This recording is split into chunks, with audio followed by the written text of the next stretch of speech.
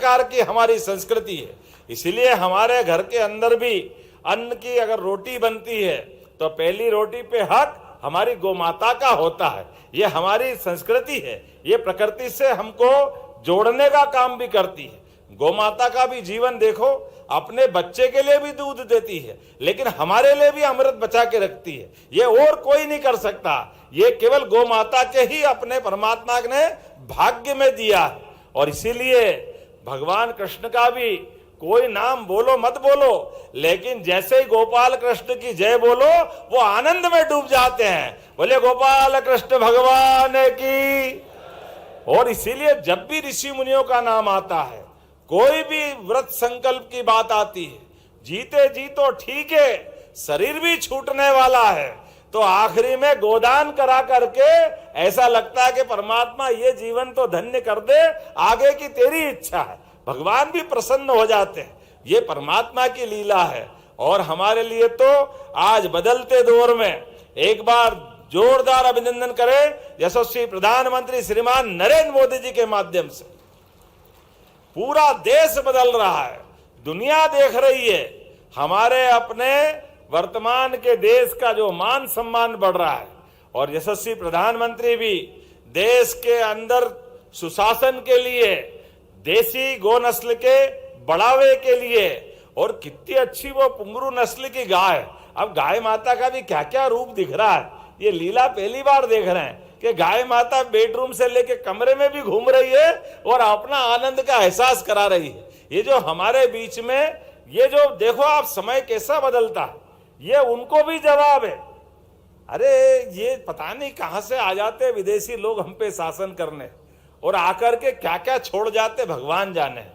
हमारे यहाँ तो सुबह से गोमाता के साथ साथ गोधुली बेला की अपनी महत्ता रहती है शाम तक की। कोई मुहूर्त में किसी का विवाह संस्कार में कोई मुहूर्त मिले ना मिले, गोधुली बेला के लगन हो जाए तो समझो जीवन धन्य हो जाता है। ये हमारी परंपरा थी हजारों सालों से, लेकिन बदलते दौर में वो गोधुली बेला पे भी ग्रहण लगने लगा। और जिनको हमारी संस्कृति पसंद नहीं है, वो तो उस काल से जब देवताओं का राक्षसों से द्वंद्व चलता आया है, हजारों साल से उस परंपरा के तो संकट है।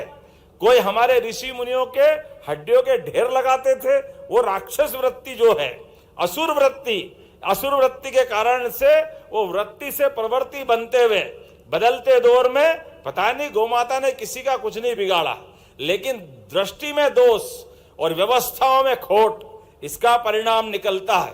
उसका परिणाम कैसे निकलता है? देश आजाद हो गया, आजादी के बाद देश के अंदर हमारे सभी संसाधनों के बलबूते पर जिस जीवन शैली से हजारों लाखों करोड़ों सालों से भारत की पहचान बनी आई थी, उस पहचान को पहचानने के बजाय नादानी की तरफ कदम बढ़ाए गए।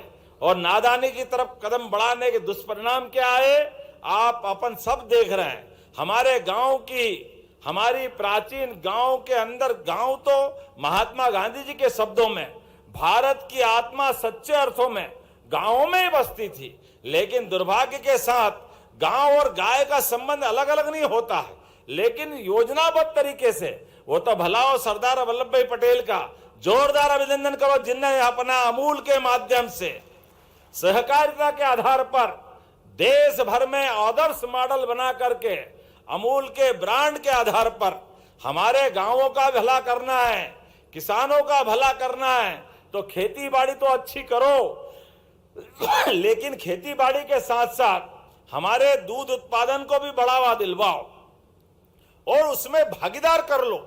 फसल तो आएगी 1 महीने, 3 महीने, 6 महीने, अलग अलग सीजन में, लेकिन रोज नगद अगर कहीं होता है तो दूध उत्पादन के माध्यम से होता है। इसलिए अमूल का प्लांट कितना जबरदस्त रूप से बना करके चलाया, हम जाने अनजाने उसमें से सरदार वल्लभ भाई पटेल का और उन नेताओं का नाम गायब कर देते हैं, और जिनको अपन ने नौकरी से रखा उनकी बात करने लग जाते हैं। लेकिन आज बदलते दौर में हमारी सरकार ने भी तय किया है, आज अपने प्रदेश के अंदर यशस्वी प्रधानमंत्री के आशीर्वाद से हमने कहा कि कृषि उत्पादन में अगर मध्य प्रदेश देश में नंबर 1 की स्थिति में जा रहा है, तो दूध उत्पादन में भी नंबर 1 होना चाहिए, दूध की राजधानी बनना चाहिए मध्य प्रदेश। अरे अपने इस प्रदेश के ऊपर परमात्मा ने सब पे कृपा की है। यूं तो भारत ही पूरा सुंदर है, लेकिन अगर बाकी राज्यों की तुलना करें तो हमको ज्यादा सुख थोड़ा ज्यादा ही मिला है। नदियों का मायका है मध्य प्रदेश, वनों से आच्छादित है मध्य प्रदेश, भोले भाले और गोपालों से आच्छादित है मध्य प्रदेश। इसलिए कोई आंधी तूफान, कोई समुद्र का संकट, बाकी की झंझट वो कुछ नहीं है। हमारा संबंध गोमाता से, गोपालों का जो संबंध है, उस संबंधों के बलबूते पर हम मध्य प्रदेश के आर्थिक व्यवस्था में भी दूध का बड़ा महत्व, उसको स्थापित करने की दिशा में आगे बढ़ रहे हैं। तो जब मैं आपके साथ बात कर रहा हूं तो ये मैं आंकड़ा देख रहा था, 2002-03 तक हमारे इस विभाग का, पशुपालन विभाग का बजट कितना था लखन भैया? कितना था? 300 करोड़। और बाद में गए साल कितना करा है? 2600 करोड़। यह है हमारी सरकार, जोरदार अभिनंदन करो। कहां 300 करोड़, कहां 2600 करोड़। और कांग्रेस के समय जब मैं उनको बोलता हूं, उनको मिर्ची लगती है। एक बार नहीं 100 बार लगे। अरे जैसा करोगे भरोगे, हम क्या